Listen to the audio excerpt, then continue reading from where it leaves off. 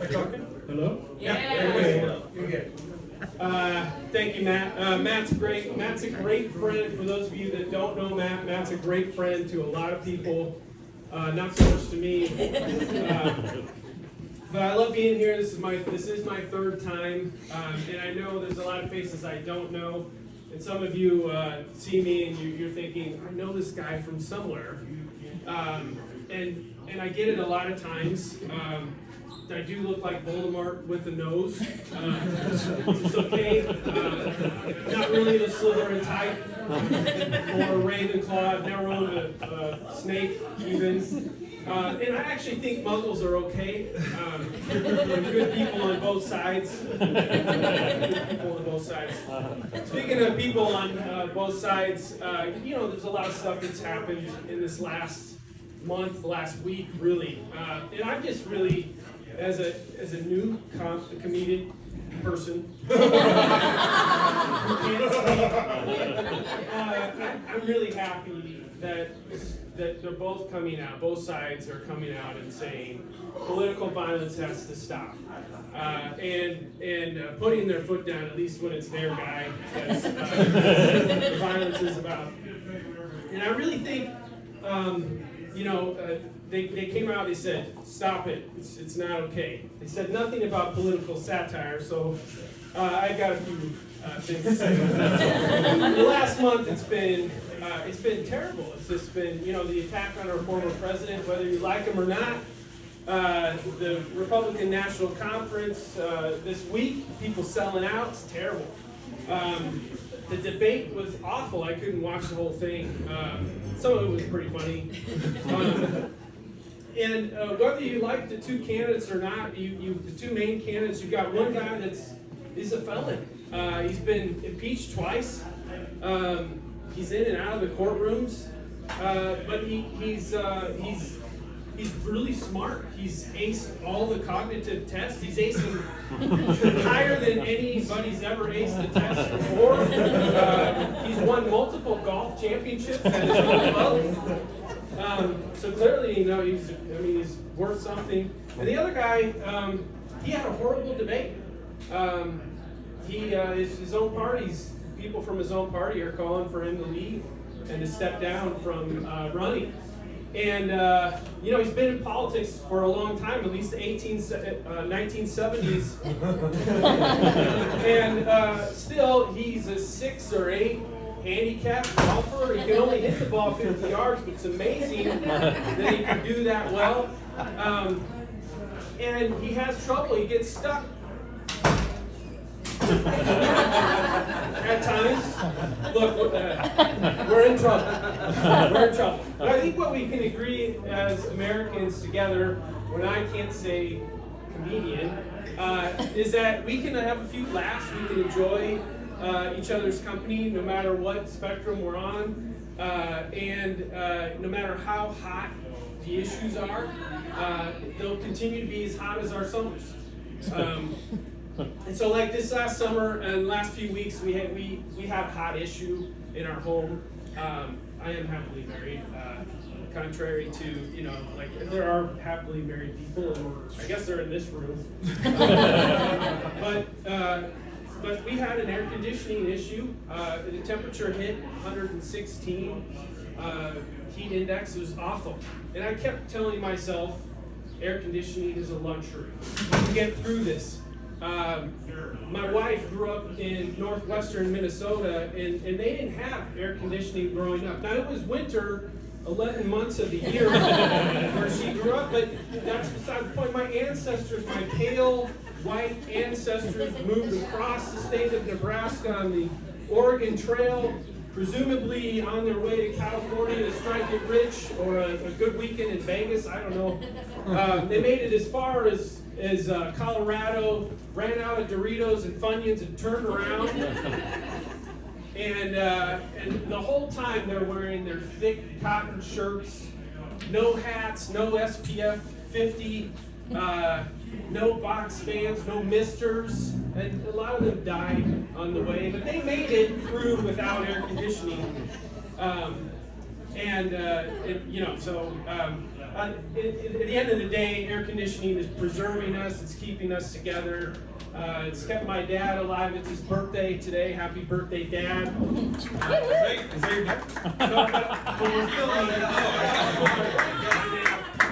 I didn't know. He's not able to be here. He is still alive in a meat locker somewhere.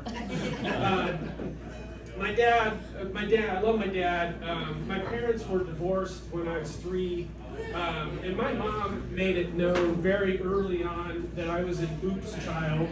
I got reminded of that. It's somewhat funny, but my dad. So getting to see my dad on the weekends was a bonus. He's a breath of fresh air. We got to meet a lot of fun people. I got to hang out with my cousins, my aunts and uncles. We went to all the different pawn shops around town to find interesting things, which was really fun. Repairing all of his cars that were broken down. And I got to learn horse racing from my dad. As an 8-year-old, it was super cool. My conversations with my dad would start out with, "Hey Dad, that horsey looks really cool, and I really like its blanket. And that guy riding the horse looks like one of my third grade classmates." And those conversations changed. I got better. Where I could tell my dad, "Hey Dad, I'd take the $2 trifecta on the 1-2 horse." My dad taught me other things. He taught me to be on time, to be presentable all the time. My dad's notoriously early for things. We worked at the same office at First Data for a little while, and I would come into the office and he would look at his watch and I would come in. One time I came in, he looked at his watch, stood up in his cube. I said, "Dad, I'm just here to pick up my check. I don't even work today." But as we got older, he would show up to my kids' events super early, well before we even had to be there. One time he texted me, he said, "I'm at the fields." I texted back, I said, "That's great, Dad. The game's not until tomorrow." He said, "That's okay, I got a spot." My dad's always been super supportive of me and my wife and our family. Always supportive of and proud of my wife and I. We have a great relationship. We're celebrating a big anniversary this year. Super excited about it. It's okay to clap. It's 45 years. It's consecutive. It's not till September, so there's still time. But people have said, is it hard to be married that long? And I said, not for me, probably for her it is. She could easily replace me with an electronic device, handheld device in the kitchen. I do a lot of cooking.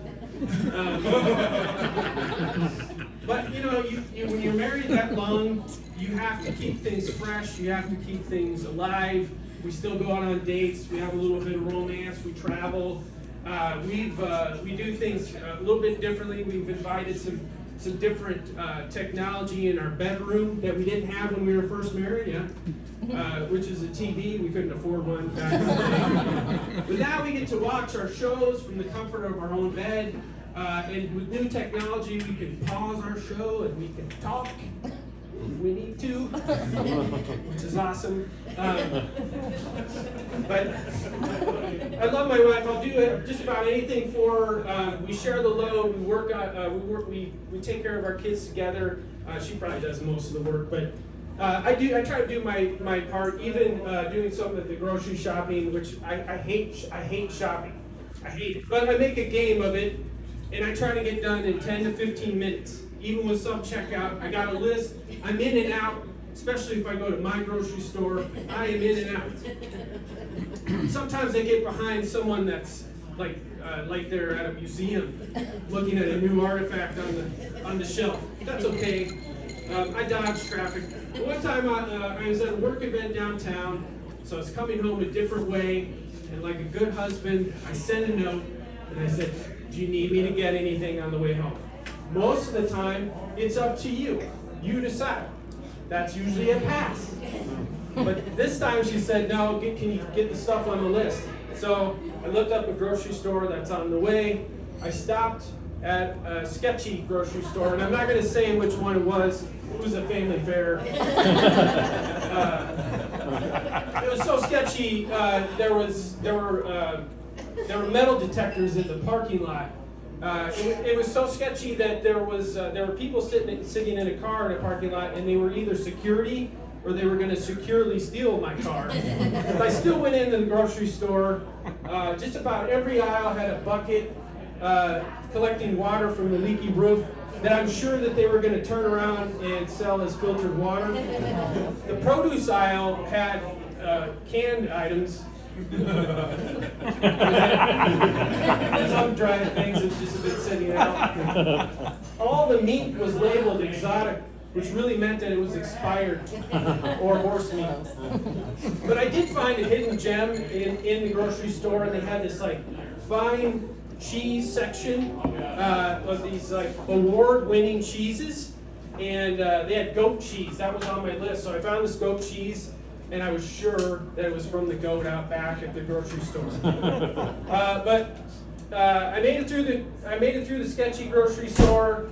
Went up to the checkout, and the checkout person was smoking, and they had an ankle bracelet.